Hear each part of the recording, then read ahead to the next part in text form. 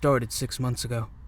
I was fresh out of grad school with a master's in history and a mountain of debt that gave me nightly anxiety attacks and a resume that was getting ignored by every museum and university in a 3-state radius. I was applying for everything. Retail, data entry, barista. I was about 2 weeks from having to crawl back to my parents' spare room when I saw the ad.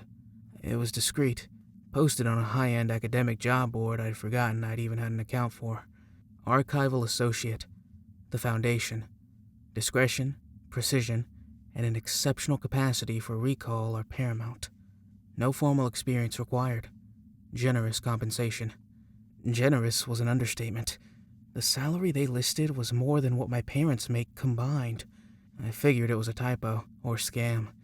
But I was desperate, so I polished my CV and I sent it in, not expecting to hear back. They called me the next day. The woman on the phone had a smooth voice, but with weight to it. She didn't ask about my experience or my degree. She asked me a series of bizarre questions. When you were 10, what was the pattern on the wallpaper in your grandmother's kitchen? Describe the cover of the third book you see when you picture your childhood bookshelf. What was the name of the street sign you passed just before turning onto your current road this morning? Luckily for me, my brain's just sticky. Details cling to it, and I know for a fact that it's photographic. A sensory thing. I can close my eyes and walk through my grandmother's house, feel the cool linoleum under my feet, smell the potpourri she kept in a bowl on the sideboard. I answered her questions, and she said, "Please be at this address tomorrow at 9 a.m. sharp. Dress for an interview." The address was a downtown monolith, a skyscraper with no name on the facade, just an elaborate, interlocking symbol above the heavy bronze doors that looked like a stylized knot. The lobby was a cavern of marble and silence.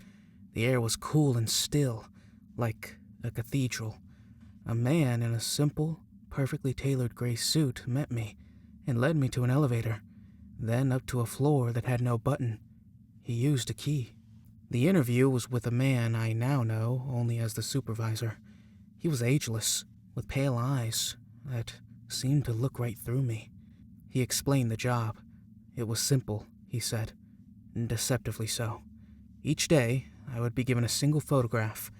My task was to study that photograph from 9 a.m. to 5 p.m.